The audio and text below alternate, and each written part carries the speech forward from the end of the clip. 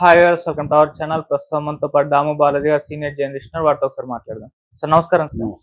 Sir Nagababu గారికి deputy CM ఇవ్వబోతున్నారు అని చెప్పేసి వార్తలు వైరల్ అవుతున్నాయి సార్. అంటే పవన్ కళ్యాణ్ గారు తన హోదాని నాగబాబు గారికి ఇచ్చేసి తన సినిమాలు చేసుకుంటానన్నట్టుగా వినిపిస్తున్నాయి సార్. మరి వార్తల్లో నిజమెంత ఉంది? మరి నిజంగా నాగబాబు గారికి డిప్యూటీ సీఎం చేయబోతున్నారు సార్? పవన్ కళ్యాణ్ నాగబాబు వీళ్ళిద్దరి విషయం మీద గత కొంతకాలంగా రకరకాల వార్తలు వస్తున్నాయి. ఎందుకంటే నాగబాబు యాక్చువల్ గా పవన్ కళ్యాణ్ తర్వాత నిజానికి అంతగా కష్టపడిన వ్యక్తి నాగబాబు.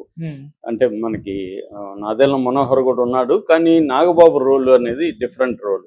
అయితే నాగబాబుని చిరంజీవి పంపించాడని జనసేన పెట్టినప్పుడు, ఎందుకంటే పవన్ కళ్యాణ్ ఎమోషనల్ గా రియాక్ట్ అవుతుంటాడు, తను ఎట్లంటే అట్లా బిహేవ్ చేస్తాడు, దానివల్ల పవన్ కళ్యాణ్కి ఇబ్బందులు ఎక్కువ ఉంటాయి. నువ్వు ఉంటే కొంత దగ్గరుండి చూసుకో పవన్ కళ్యాణ్ని, అతను ఏంటంటే వేళకి తినడం, హెల్త్ ఇవేవి కూడా పట్టించుకోడు అని చిరంజీవికి ఆందోళన ఉండి నాగబాబుని పవన్ కళ్యాణ్కి అటాచ్ చేశాడు. నాగబాబు కూడా చిన్నప్పటి నుంచి కూడా పవన్ కళ్యాణ్ పట్ల ఒక ఆరాధన బాగుంది. అంటే తను కొంత దాన్ని ఏమంటారు, సామాజికంగా ఆలోచించే వ్యక్తి, ఎమోషనల్ గా ఉంటాడు, తర్వాత బాగా చదువుతాడు, ఒక తపన ఉన్న వ్యక్తి అన్న యాంగిల్లో ఆయన చాలాసార్లు పొగుడుతుంటాడు కూడా ఓపెన్ గా. అదే ఒక యాంగిల్ అయితే, వ్యక్తిగతంగా పార్టీ పరంగా కూడా పార్టీలో అందరినీ పవన్ కళ్యాణ్ కలిసే పరిస్థితి ఉండదు. గ్రౌండ్ లెవెల్లో పవన్ కళ్యాణ్ వెళ్ళలేడు కాబట్టి గ్రౌండ్ లెవెల్లో నాగబాబు వెళ్ళడం, పార్టీకి అధినాయకుడి మధ్య ఒక అనుసంధానకర్తగా ఉండడం, ఎక్కడైనా సమస్యలు వచ్చినప్పుడు దగ్గరికి వెళ్ళి డీల్ చేయడం. ఎందుకంటే నాగబాబుకి అనుభవం ఉంది, సినిమాలో ప్రొడ్యూసర్ ఆయన, అంతకుముందు ప్రజారాజ్యంలో కూడా ఆయన యాక్టివ్గా ఉన్నారు కాబట్టి ఆయనకి పరిచయాలు ఉన్నాయి, సర్కిల్ ఉంది. రెండోది ఏమంటే ఓపికగా వినే ఇది నేచర్ ఉంది. ఆయన మాట్లాడడం కంటే వినడం ఎక్కువ, అది చాలా అవసరం. ఎందుకంటే కార్యకర్తల్లో ఉండే లేదా లోకల్ నాయకుల్లో ఉండే అసంతృప్తులు ఇవన్నీ వినాలి, వింటే సగం పోతాయి వాళ్ళకి. చెప్తే వినేవాడు ఇంపార్టెంట్. అటువంటి రోల్ అంతా కూడా ఆయన ప్లే చేస్తాడు కాబట్టి ఖచ్చితంగా ఆయనకి ఇప్పుడు వాళ్ళ కూటమి అధికారంలో వచ్చినప్పుడు ఆయనకి మంచి పదవి ఉండాలి. సో మామూలుగా అయితే ఫస్ట్ టీటీడీకి చైర్మన్గా ఆయన అనుకున్నారు, అది జరగలేదు. దాని తర్వాత పవన్ కళ్యాణ్ విషయంలో కొంత చేంజ్ కనబడుతుంది. అదేంటంటే నేషనల్ లెవెల్లో తాను లీడర్షిప్లోకి ఎదగాలని, బీజేపీ కూడా పవన్ని నేషనల్ లెవెల్లో ఒక యూజ్ చేసుకోవాలని, ముఖ్యంగా సౌత్ ఇండియాకి పవన్ని బాగా యూజ్ చేసుకోవాలనేది బీజేపీ స్ట్రాటజీగా కూడా మనకి కనబడింది. సో ఎందుకంటే చంద్రబాబు డిపెండబుల్ ఫ్రెండ్ కాదనేది బీజేపీకి ముందు నుంచి ఉంది. రెండోది బీజేపీకి ఏంటంటే తమకి లాయల్గా ఉంటూ ఒక వ్యక్తి కావాలి. రేపొద్దున బీజేపీలోకి కూడా విలీనం చేసినా ఆశ్చర్యం లేదు పవన్ కళ్యాణ్. ఎందుకంటే నేషనల్ లెవెల్లో బీజేపీలో ఉంటే లీడర్ అయ్యాడు అనుకో, జనసేన ఇక్కడ ఆయన స్టేట్కే పరిమితం కావాల్సిన అవసరం లేదు, జనసేనని బీజేపీలో విలీనం చేసేసి. ఎందుకంటే ఈ మధ్యకాలంలో BJP ideology, Pawan Kalyan ideology ఒకటైపోయినాయి ఆల్మోస్ట్. ఈయన సనాతన దీనికోసం బీజేపీ నాయకుల కంటే కూడా గట్టిగా ఫైట్ చేస్తున్నాడు. సో ఇలాగా అంటే ఎప్పుడైనా పవన్ కళ్యాణ్కి ఉన్న గోల్ ఏంటి, వ్యక్తిగతంగా తాను సీఎం కావాలనేది పవన్ కళ్యాణ్ గోల్. అది చంద్రబాబుతో ఉంటే అవ్వదు. ఆయన అందుకనే 20 ఏళ్ళు 25 ఏళ్ళు, ఫస్ట్ 10 ఏళ్ళు అన్నాడు, మళ్ళీ 25 ఏళ్ళు అని కూడా అంటున్నాడు. అంటే 100 ఏళ్ల వరకు చంద్రబాబు సీఎం ఉండాలి. ఇది స్ట్రాటజిక్ స్టేట్మెంట్. ఆయనకు తెలియదా చంద్రబాబు నేను ఉండలేడని?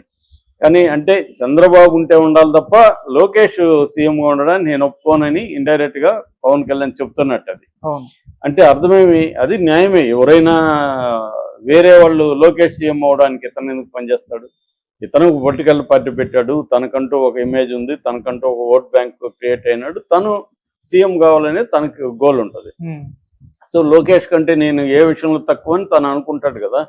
కాబట్టి ఇవన్నీ ఈ సమీకరణాల్లో భాగంగా నాగబాబుని ఢిల్లీకి పంపించి అక్కడ రాజ్యసభకు పంపిస్తే, ఢిల్లీలో లైజనింగ్ అనేది వెరీ ఇంపార్టెంట్. ఎప్పుడైనా రీజనల్ పార్టీలకి ఢిల్లీలో లైజనింగ్ అంటారు. అంటే ఢిల్లీ అధికారంలో ఎవరు ఉంటే వాళ్ళతో దగ్గరగా ఉండడం, పవర్ సెంటర్స్ దగ్గరగా ఉండడం, లాబింగ్ చేయడం, కాంటాక్ట్స్ ఇప్పించడం, ఇటువంటి రకరకాల పనులు ఉంటాయి అన్నమాట. అందుకని మనకు ఒక నమ్మకమైన వ్యక్తి ఢిల్లీలో ఉండాల్సిన అవసరం ఉంటుంది. ఇప్పుడు మన ప్రతి పార్టీకి ఇది పెట్టుకుంటారు అనమాట. అలాగా ఈయన సొంత అన్న కంటే నమ్మకమైన వాళ్ళు ఇంకెవరు ఉంటారు, కాబట్టి నాగబాబు ఢిల్లీలో సెట్ చేద్దాం అనేది ఈయన ప్లాన్ చేసుకున్నాడు. కానీ చంద్రబాబుకు కూడా ఒక గోల్ ఉంటుంది కదా. చంద్రబాబు గోల్ ఏంటి? తను ఇప్పుడు సీఎం, తను యాక్టివ్గా ఉన్నప్పుడే ఆయనకు ఆల్రెడీ 75, 29కి 80 అవుతాయి. 80 మళ్ళీ కూడా ఆయన ఉండాలనుకుంటుంటాడు, అది వేరే విషయం. కానీ ఈ లోపల లోకేష్ని సీఎంగా ఎస్టాబ్లిష్ చేయాలనేది ఆయన కోరుకుంటుంది. ఓకే, అది చేయాలంటే పవన్ కళ్యాణ్ రోల్ అనేదాన్ని మరీ పెంచకుండా చూసుకోవాలి. పవన్ కళ్యాణ్ పోటీగా తయారు కాకుండా చూసుకోవాలంటే ఢిల్లీలో పవన్ కళ్యాణ్ పరపతిని తగ్గించాలి.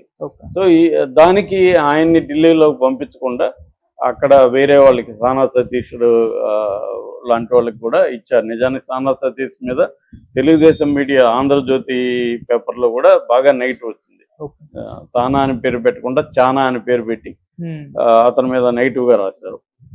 సో ఈ కాంటెక్స్ట్లో నాగబాబు ఇప్పుడు స్టేట్లో మంత్రి పదవి ఇవ్వడానికి చంద్రబాబు ఒప్పుకున్నాడు. అయితే ఈ కాంటెక్స్లో కొత్త వార్త ఏమన్నా వస్తుందంటే, పవన్ కళ్యాణ్ ఈయన్ను డిప్యూటీ సీఎంగా చేసి తన ప్లేస్లో తను మామూలు మంత్రి 1 శాఖ 2 శాఖలు తీసుకొని, ఎందుకంటే పవన్ దగ్గర 5 ఉన్నాయి, 5లో ఒక 3 అటు ఇచ్చేసి 2 ఈయన పెట్టుకొని ఈయన సినిమాల్ని కంప్లీట్ చేసుకోవాలా.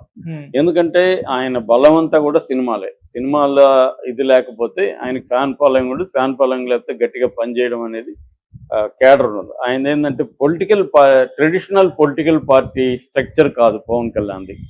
పవన్ కళ్యాణ్కి పొలిటికల్ క్యాడర్ లేరు. ఆ పవన్ కళ్యాణ్ కంటే అభిమానులే పొలిటికల్ క్యాడర్. అది బలము బలహీనత కూడా ప్రజెంట్ ఆయనకు బలంగానే అది కనిపిస్తుంది. కాబట్టి అది కంటిన్యూ చేయాలి. రెండోది ఏంటంటే ప్రొడ్యూసర్లు దీంట్లో డబ్బులు పెట్టారు. ఫర్ ఎగ్జాంపుల్ హరిహర వీరమల్లు, నాకు తెలిసే నేను 5 ఏళ్లకు ముందు 4 ఏళ్లకు ముందు వాళ్ళ ఆఫీస్కి వెళ్ళా, ఆయన డైరెక్టర్ క్రిస్ని కలవడానికి బంజారా హిల్స్. సో అప్పుడే అది సగం షూటింగ్లు కూడా జరిగినాయి. దాని ట్రైలర్లో అవన్నీ కూడా రిలీజ్ చేశారు. చివరికి క్రిస్ విసిగిపోయి క్రిస్సే దాని నుంచి వెళ్ళిపోయాడు. ఇది మన వల్ల కాదు, ఇది ఎడతెరపు లేకుండా జరుగుతుంది. అంటే పవన్ కళ్యాణ్ గత కొంతకాలంగా సినిమాల స్ట్రాటజీ పవన్ కళ్యాణ్ ఏంటంటే, ఒక డబ్బింగ్ సినిమా తీసుకోవడం, దాంట్లో తన రోల్ తక్కువగా ఉండేట్టుగా చూసుకోవడం, ఒక 20 డేస్ మాత్రం దానికి కేటాయించడం. 20 డేస్కి ఆయనకి 60 crore ఎంతో రెమ్యునరేషన్ ఉంటుంది. ఈజీగా వెళ్ళి 20 డేస్ ఫినిష్ చేసుకొని వేరే సినిమా చేసుకోవడం, రాజకీయాలు చేసుకోవడం, ఇది ఆయన డిజైన్ చేసుకున్నాడు ప్లాన్గా. దీన్ని త్రివిక్రమ్ శ్రీనివాస్కి అప్పగించాడు. త్రివిక్రమ్ శ్రీనివాస్ కూడా ఎఫిషియెంట్గా డైరెక్టర్ని సెట్ చేసుకోవడం, తను గైడ్ చేసుకోవడం, స్క్రిప్ట్లో హెల్ప్ చేయడం, ఇలా ఒక ప్లాన్ ప్రకారం వెళ్తుంది. ఇందులో బ్రేక్ అయింది ఓజీ 1, తర్వాత హరిహర వీరమల్లు 1. ఇవేమో historic, Harihara Veeramalli historic film, అంటే పీరియడ్ ఫిల్ము, హిస్టారిక్ కాదు పీరియడ్ ఫిల్ము. అది కొంత ఎక్కువ డిమాండ్ చేస్తుంది, 20 రోజుల్లో అవ్వదు. సో దానివల్ల ఆయన ఇవ్వలేకపోయాడు డేట్స్. అందువల్ల అది 5 ఏళ్ళుగా అవుతుంది. డైరెక్టర్ వెళ్ళిపోయాడు. చివరికి ఆయన పేరు జ్యోతికృష్ణ అనుకుంటా, డైరెక్టర్ వాళ్ళ కొడుకే, ప్రొడ్యూసర్ పేరేం మర్చిపోయాను, ఏఎం రత్నం కొడుకు. సో ఆ అబ్బాయిని పెట్టుకొని ఇప్పుడు లాగిస్తున్నారు. ఇటు ఓజీ సినిమా ఒరిజినల్ గ్యాంగ్స్టర్, అది ఎప్పటి నుంచో పెండింగ్లో పడిపోయింది. ఇటు ఉస్తాద్. సో వీటిని ఇప్పుడు కంప్లీట్ చేయకపోతే ఇవి సినిమా ఏంటంటే పాతపడిపోకూడదు. ఒక 6-7 ఏళ్ళు అయిపోయిందండి, దాని మీద ఇంట్రెస్ట్ కూడా జనాలకి పోతుంది, ప్రొడ్యూసర్లో ఇంట్రెస్ట్ పెరుగుతూ ఉంటుంది. సో దానివల్ల ఇప్పుడు పవన్ కళ్యాణ్ ఏం ఆలోచిస్తున్నాడు అంటే, ఇప్పుడు ఉన్న 5 మంత్రి పదవులు అంటే న్యాయం చేయలేడు ఆయన, వాటిని ఆపి సినిమాల్లోకి రాలేడు. ఒక మంత్రి పదవే ఫుల్ టైం జాబు, 5 మంత్రి శాఖలు తీసుకున్నాక వాటి న్యాయం జరగకపోతే ఆల్రెడీ వైసీపీ వీళ్ళు ఇది ఉంది. రెండో తెలుగుదేశంలో కూడా ఆయనకి మెల్లమెల్లగా వ్యతిరేకత వచ్చే అవకాశం ఉంది.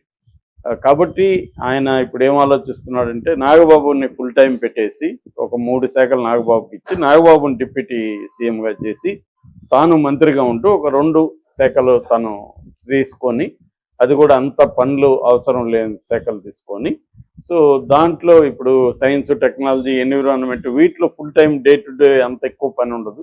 సో అవి పెట్టుకొని అటవీ, గ్రామీణ అభివృద్ధి, ఇవన్నీ